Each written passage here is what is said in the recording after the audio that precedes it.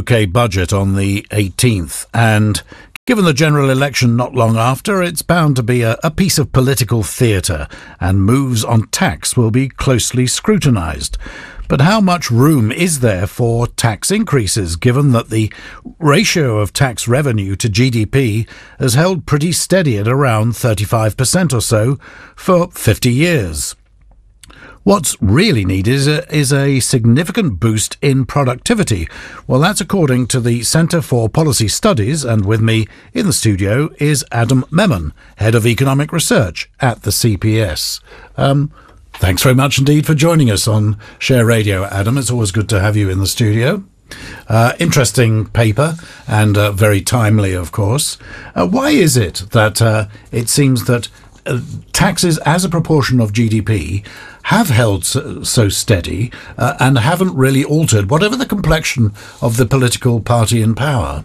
Yes, there definitely does appear to be this tax ceiling where, regardless of how much government decides to spend, whether it's a Conservative or Labour government, the average over the last 50 years is about 35% of GDP, the tax revenue which is collected.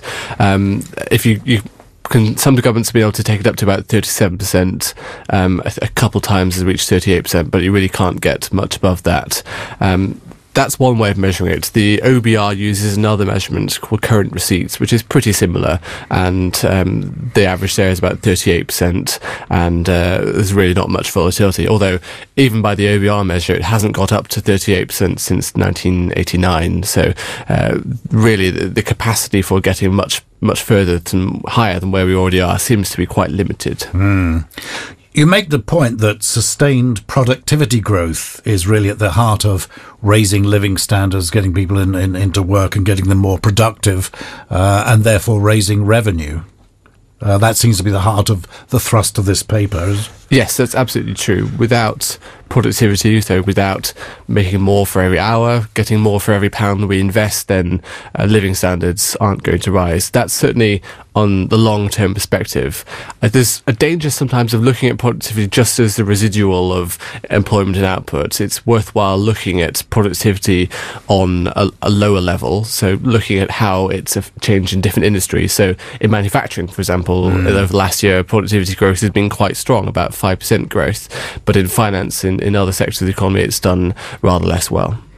What most boosts productivity? Is it innovation? Is it investment? Is it technology? Is it improvements in education, perhaps? It's all of those things. All of those things make a big difference. Skills and education are probably the longer-term impact, and the most beneficial in the long term. If you look at economies across the world, you can always introduce more technology and innovation, more technology and upgrade factories, and that will have a strong impact on productivity. But ultimately, if as a population we're not able to use those technologies and we don't have enough people with the qualifications and the skills and the abilities to work out new ways of doing things, then productivity growth will slow. So education and skills really are at the core. What matters most with taxation to the Treasury, to the nation, is revenue rather than the rates of tax. I mean, in other words, which tax bring in the most money? Which are the most efficient? Well, that's important. Revenue is important, but also the type of taxes matters as well. You could have two tax systems, which raise the same revenue but which have different impacts on growth, and also have different impacts on social justice as well. And I think those things are important. So the big taxes are income tax, national insurance, corporation tax. They raise the and VAT as well. They raise the biggest revenue, but the way the tax system currently is structured isn't the growth maximising the framework, and there are certainly things which could be done to change it. And you're arguing that that's really the main focus, rather than taxation used as a policy shifter.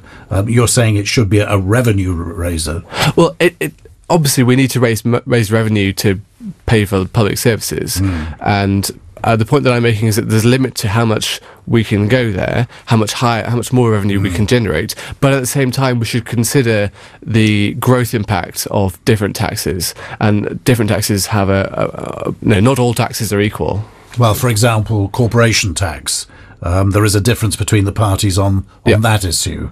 What's your position on that one? On corporation tax, it's been cut from 28% when this government took over, now to 21%, the higher rate, and it will go down to 20% next month. So it will be a unified, flat 20% corporation tax, and that everyone, the IFS, many other analysts agree with this here at the CPS, which is that's overwhelmingly been a good thing. The boost to investment and to competitiveness has been quite positive. There is a proposal from the Labour Party to increase it back from 20 to 21%, and they've given themselves room to increase it more than that as well, to about 26.5%. And that doesn't really make much sense, because even if they only increase it to 21%, that really seems no point in that. It's not going to raise a huge amount of revenue, but it will have a detrimental effect on investment. It cuts the amount businesses have available for training and innovation, etc. And you're getting rid of a useful piece of simplification whilst sending a bad message internationally. Yes. There's a huge amount of heat as well generated by the debate over the top rate of income tax, whether it should be back at 50 pence or not. I mean, the figures on that show that raising it to 50p does not really generate much income, does it? Not really, no. On a static basis, HMRC did the analysis, and they looked at static and dynamic, and the static people who argue for it to be put back up, they often quote static figure, but what actually matters is the dynamic figure, because if you raise rates so high, then the base shrinks and activity falls, and the actual total revenue won't make much difference. And the HMRC reckons that it would only raise about £100 million, which is not a huge amount in the grand scheme of things, but the growth impact, many would argue, that far outweighs any revenue it would raise. So that in itself also doesn't make sense. That doesn't mean that there aren't things you can change. Some things can go up, other things can go down to balance each other out. There are some tax switches you could make, but the 50p rate doesn't really make much sense. Because that one's more about sending a political signal that we're all in this together, sort of thing, that it suits that left-of-centre view that you tax the rich. But it is actually the rich who are paying the greatest chunk of tax, isn't it? And if you look at those figures. Yes, well, if you look at those who pay income tax specifically, there's been a shift over the last 20 years or so towards, and especially that's increased over the last 5 years as the personal allowance has increased. The top 1% are paying almost now 30% of total income tax revenues. Now, if we're saying that we want that proportion of the population to pay even more, that's a justified political position, but those who do argue that must be clear that that proportion of the population is the most mobile and is the most able to do other stuff and else leave. So we're becoming increasingly dependent upon a very mobile section of the population for such a large proportion of our income tax revenue. So that is a concern, and OBR and others have made that point. And the proposal for a mansion tax seems to have been overtaken by the announcement in the autumn statement on stamp duty, really, doesn't it? Yes, absolutely. I think, in a sense, the stamp duty land tax reforms, which the Chancellor outlined, have actually taken away most of the arguments for a mansion tax. The reforms the reforms to stamp duty will raise about as much as a mansion tax anyway, and other things like the annual tax on envelope dwellings, those sorts of things, they all add up to the revenue, and without all of the distortions and the negative impacts that a so-called mansion tax would have as well. So we're getting the revenue without the negative consequences. So I think the mansion tax is becoming less and less relevant. But certainly the Labour Party seem to be very emotionally attached to the idea of a mansion tax. Perhaps it's in the name or something. Yes, although it's important to remember that the party that came up with it first was the Liberal Democrats. Indeed. And the Labour Party were against it to start off with. They seem to have adopted that. Interesting that the Liberal Democrats have now abandoned it in favour of changes to the council tax system, which seems to make more sense. The Labour Party, there's an emotive appeal. We're taxing the ultra-rich, we're taxing mansions. Very often, of course, these aren't mansions, but some maybe, some aren't. But they haven't changed their minds. Although it is a recent enthusiasm of theirs. Love that expression. 13 days to go to the budget. Is it a real budget? Will anything be enacted, do you think? And will it be presented in that way? Yes, it is the last piece of really public sort of theatre that before an election, therefore, will have a lot of attention on it.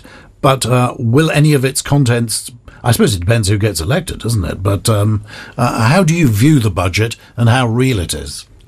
Well, maybe a while ago we might have said, well, it's just setting the scene for the elections, nothing too substantive. But actually, having looked at some of the debt interest payments and those sort of things, it does seem to be that even since December, just a few months ago, that the tax revenues have increased, especially from self-employment. Debt interest payments probably have fallen, partly as a function of low inflation. And that does mean that there's going to be a chunk of money which is available, for the budget to use, which wasn't available in December. And either that could be used to say, well, deficit reduction is easier, or there could be some movements, indeed, to cut taxes, which would be very interesting, especially if it's on something, for lower paid earners. Do you mean perhaps national insurance or something? Yes, something like that would be very interesting. I don't know. It remains to be seen whether they do that. And of course, there is still a large deficit and many reasons to use it just to pay off, to make deficit reduction in the next parliament easier. But it will be interesting to see if there is a move on that front. I mean, what happens in the case where all these announcements are made and it's a differently formed government of whatever, because it could go in any direction. Those presumably are just to put to one side. They may or may not be picked up by a future government. Yes, if there is a different government, so if Labour Party wins the election, perhaps in a coalition, they will probably have some sort of emergency budget, and we're likely to see many changes on tax. And what happened last time as well is that the Labour Party, when they were in government in March or April time, they had their own budget, and then in June or July, after the election, there was an emergency budget, which made a lot of changes. So similar thing, I guess. Because the timetable's way too tight to get anything enacted, isn't it? Although I suppose if there were changes to the penny on a pint of beer or something like that, or the tax on petrol, that is enacted overnight, isn't it? But those are the excise duties. Some of those things, and at the autumn statement, for example, the reforms to stamp duty were were almost a day later, I think. So it was pretty immediate. So there are some things that will take place, and also if those things, if one of the changes is to change to cut taxes on lower income earners, then it would be quite difficult to see the Labour Party coming into power saying, actually, we're going to increase those taxes again. There's a great groundswell of desire for those that are trying to escape the taxation system to be included. It's always been in the headlines, including the likes of HSBC and so on, or perhaps the Googles and the other famous Amazon.co.uk and so on, that they should be included and caught in the tax net, that it's tax evasion and tax avoidance that is causing the problem, along with the whole idea of a need to simplify the taxation system as a whole. That is something shared among almost all the political parties, that is necessary. Absolutely. Those questions of tax evasion and the scandals that there have been strike at the heart of basic decency, and people on lower earners, low incomes, who are having to pay tax and do have it through PAY, have it automatically taken from them, and they have to pay VAT and all these other taxes. There's a question for us all as to, well, yes, we had to pay it, everyone should also pay the taxes which are due, and taxes which are due must be paid. There should be no doubt about that. And also, you highlight an important point, which is the complexity of the tax system.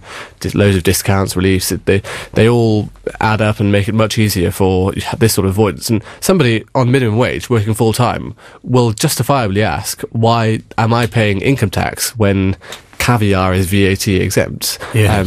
Why do I have to pay national insurance when some firms are still able to divert their profits legally or illegally, and with paying a much lower rate? And that there are to try to get away from all that, we should lower tax rates on lower earners and institute some tax switches, simplify the system, and make it much more difficult for people to get away with minimising their tax rates unjustifiably.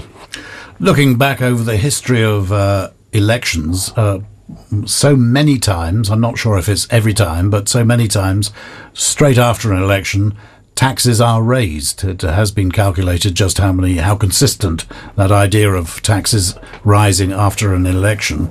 And there has been some speculation that the VAT net might be widened after do you see any semblance of truth in that?